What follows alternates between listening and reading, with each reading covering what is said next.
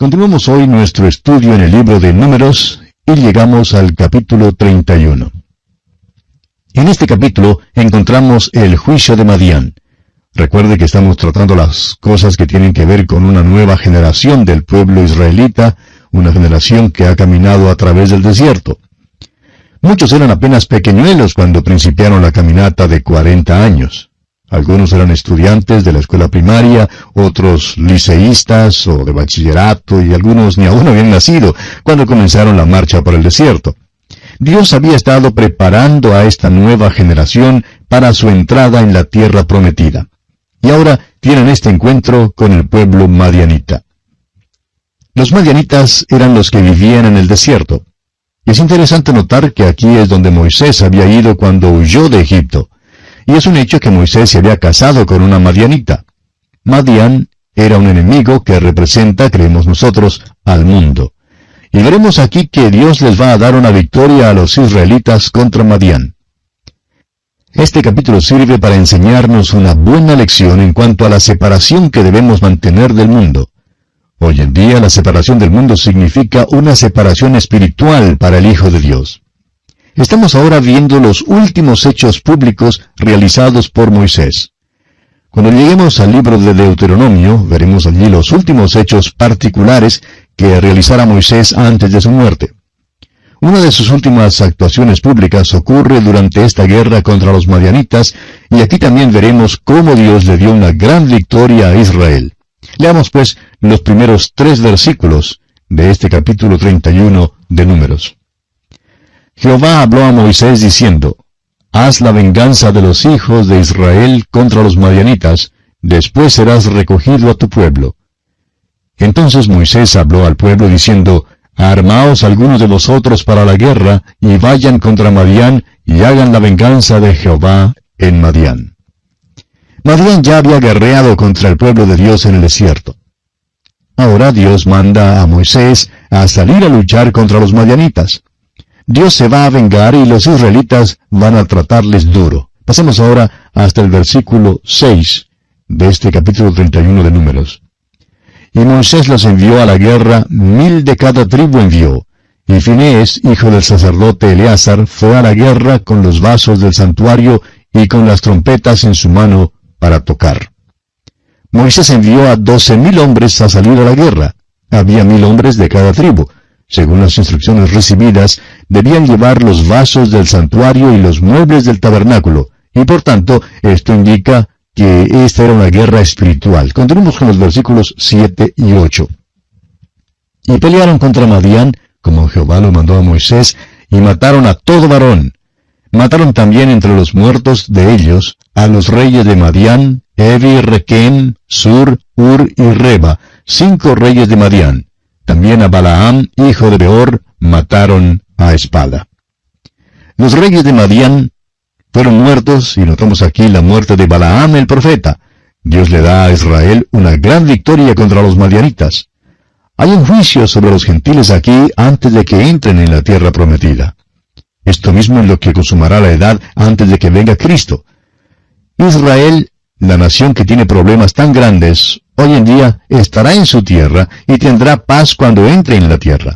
Pero ahora hay un problema. Leamos los versículos 9 al 16 de este capítulo 31 de Números.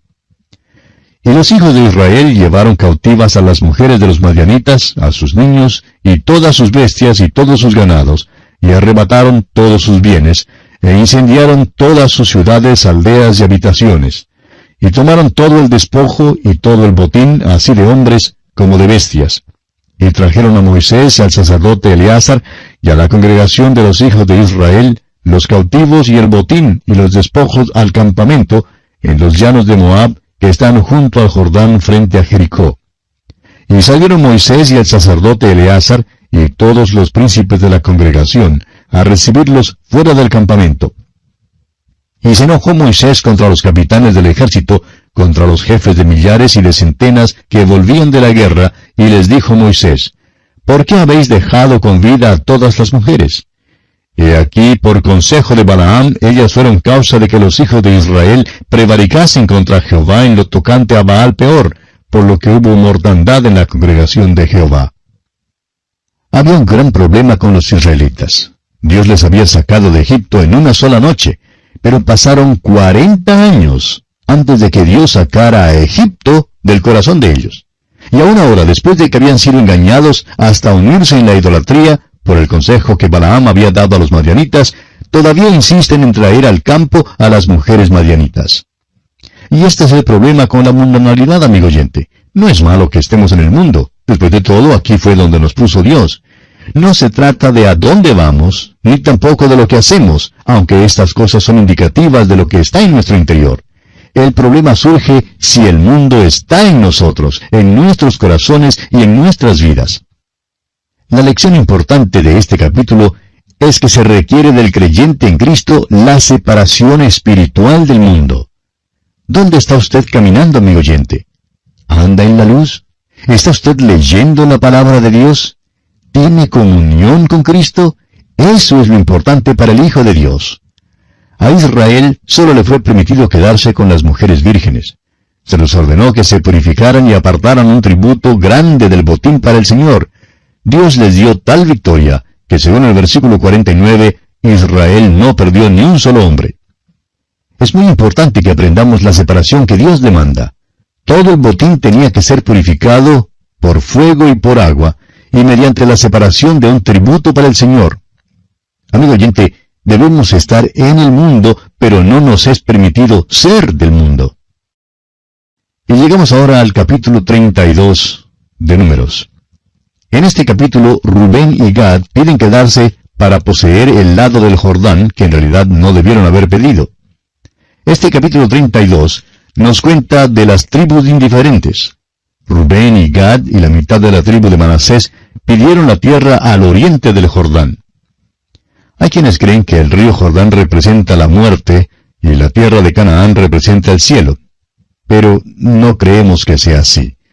Aprenderemos al estudiar el libro de Josué cómo pasar a Canaán. Hoy en día hay dos lugares donde los hijos de Dios pueden vivir. En primer lugar, uno puede vivir como mendigo en el desierto del mundo, y hay muchos mendigos espirituales en el mundo.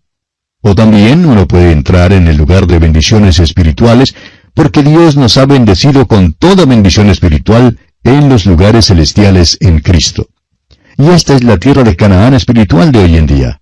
La pregunta de mayor importancia es esta: ¿cómo se cruza a Canaán?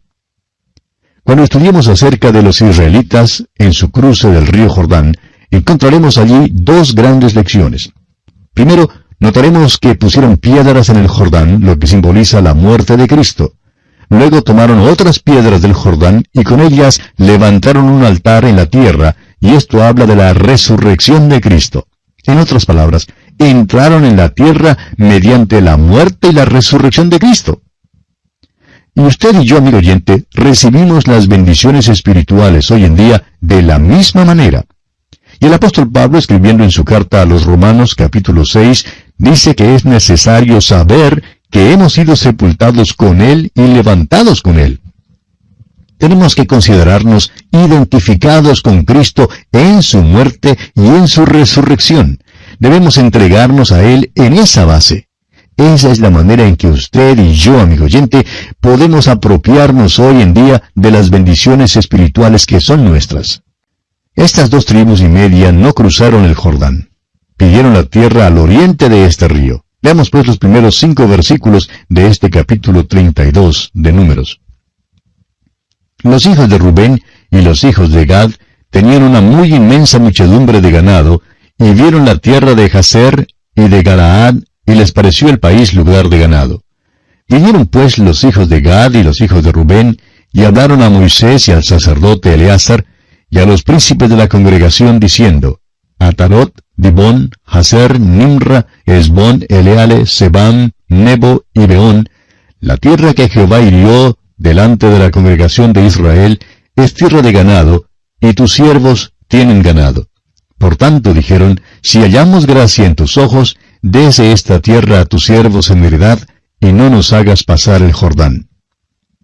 Moisés quedó turbado con esta petición. Dijo que desanimarían a los israelitas. Leamos el versículo 7.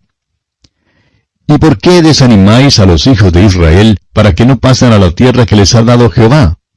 y Moisés lo consideraba como una negativa a seguir en pos del Señor. Pasemos ahora al versículo 15. Si os volviereis de en pos de él volverá otra vez a dejaros en el desierto y destruiréis a todo este pueblo. Sin embargo, ellos aseguraron a Moisés que enviarían a sus hombres al otro lado del Jordán para ayudar a las otras tribus en su lucha por la conquista de la tierra. Y Moisés entonces aceptó esta promesa. Pasemos ahora al versículo 33 de este capítulo 32 de Números. Así Moisés dio a los hijos de Gad, a los hijos de Rubén, y a la media tribu de Manasés, hijo de José, el reino de Sehón, rey amorreo, y el reino de Og, rey de Basán, la tierra con sus ciudades y sus territorios, las ciudades del país alrededor. Cuando lleguemos al libro de Josué, veremos que estas tribus cumplieron su promesa. Y ante esto, uno quizás se pregunte, bueno, ¿y qué había de malo entonces al vivir al oriente del río Jordán? Veamos solo un incidente bastante revelador. ¿Recuerda usted que el Señor Jesucristo cruzó el mar de Galilea y llegó ¿a dónde? A la tierra de los Gadarenos, o sea, a la tierra de la tribu de Gad.